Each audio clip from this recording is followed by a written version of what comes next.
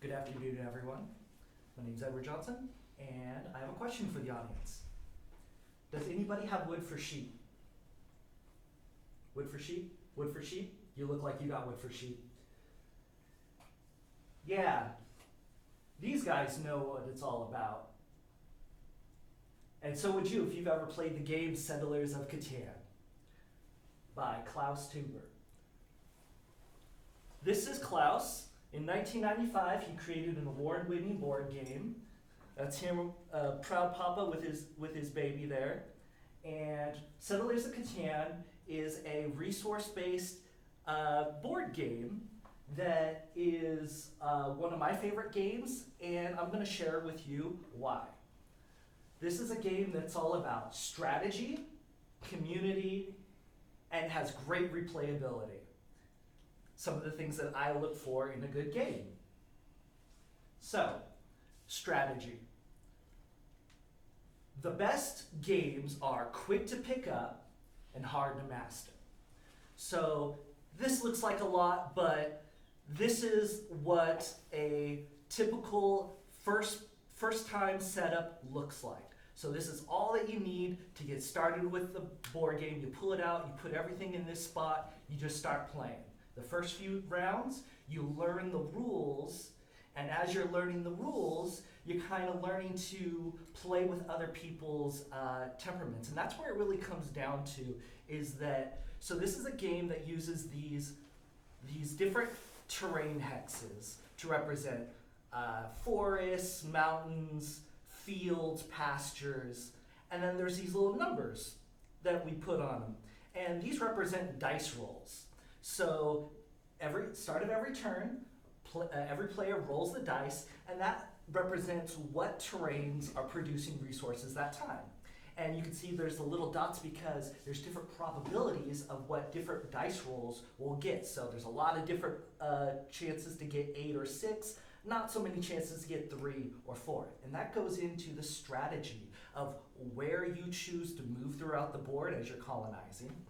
And also working with other players. So we have 2 players here. We have blue and red. Red was really making its way across the board, but then blue went and put a settlement right in the middle of his road. Ooh, beefing right there, man. They're going to have problems the whole rest of the game. So that comes down to the second part I love about this game is the community. There's a worldwide community of players from all across the world, very diverse community of people. And I've met some really cool people playing through tournaments of this game. There's an international following. This guy's really having not a great time right here. And the community is an international community of players, but it also comes down to like a local level. Like this is me and my friends a couple weeks ago just playing. You know, we go over, we have some drinks, we, bust out the game, and it's board games are a great family tool for bringing everybody around the table. It's a great way of getting some friends around the table and discussing like things of the day and just having some friendly competition. And that's one of the reasons why I enjoy playing it. You learn a lot about your friends when you're playing a board game. You learn what friends you don't like playing with because they get a little overly competitive in my experience. And another great thing about the community is that it's a very artistic and it's a community that loves to make things by hand. So here is, for example, is a custom wooden board that somebody made.